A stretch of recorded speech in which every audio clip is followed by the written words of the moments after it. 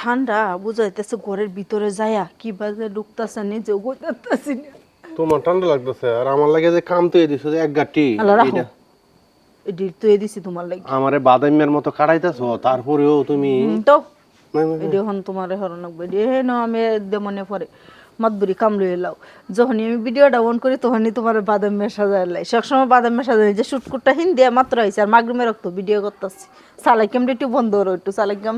ইয়া করো বুঝে লাইছে আমার দর্শকের মাঝে সবসময় শুধু খালি এটাই করে সবাই যে আমার কমেন্টস করে জিজ্ঞাসা করতে পারে ভাইয়ারা কি সারাক্ষণই কাটান আপনাদের ভাইয়াকে সারাক্ষণ কাটায় নাই যে মাত্র গোসল করে আইছে এই যে চুলগুলো ভিজে। আমার ব্যাককলের মতো কাটা অভিনয়টা দৌড়া লাই আর হি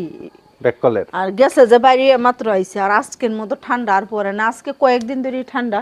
বলতে আজকে 4-5 দিন ধরে প্রচুর ঠান্ডা গ্রামে থাকি তো মনে করেন এই গো থেকে ওই ঘরের মানুষগুলো দেখা যায় না এরকম ঠান্ডা না গো আপনার এলাকায় কেমন ঠান্ডা আমাদেরকে একটু প্রচুর জানাবেন ঠান্ডা এই যে আমি মানে কাজ শেষ করে মাত্র গোসল করে আসছি মাগরিব আজান পড়ছে আর কালকে রাত্রে গোসল করছি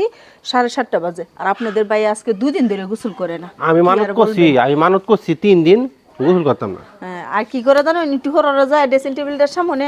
কতটা পাউডার আর সেন লাগাইলা এই সেন লাগাই পাউডার লাগাই চলতেছে আজকে তুমি আলাদা কম্বল উড়ো আমি আলাদা কম্বল উড়বো। পারফিউম মারে দেই যেভাবে গন্ধ না লাগে গোসলের আমি গোসল করি না আমি মানত করছি 3 দিন গোসল করতাম না কালকে 3 দিন হয়ে যাবে পরের দিন গোসল করলাম এত গিদর মানুষ তা হ্যাঁ আমরা প্রতিদিন শীত যাক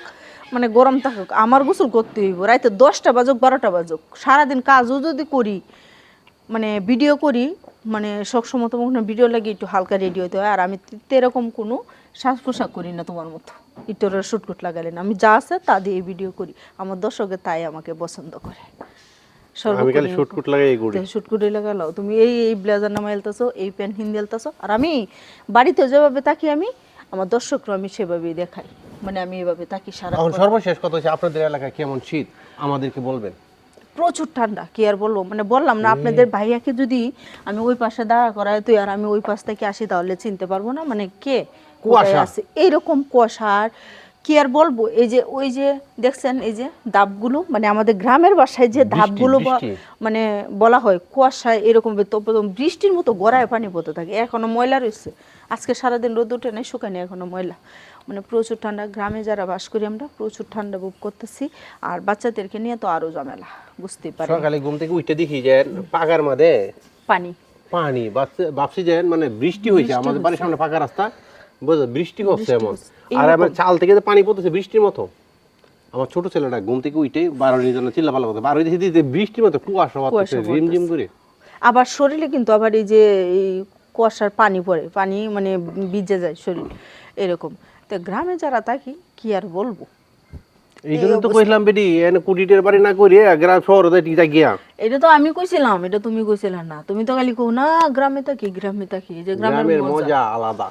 গ্রামের এই যখন চিতল পিঠা খাইলাম কত বাবা পিঠা খাইলাম চড়া পিঠা খাইলাম আজকে আমি কোনো ভিডিও বানাইতাম না কোনো তাই আমি এখন করে আল্লাহর নাম লইয়া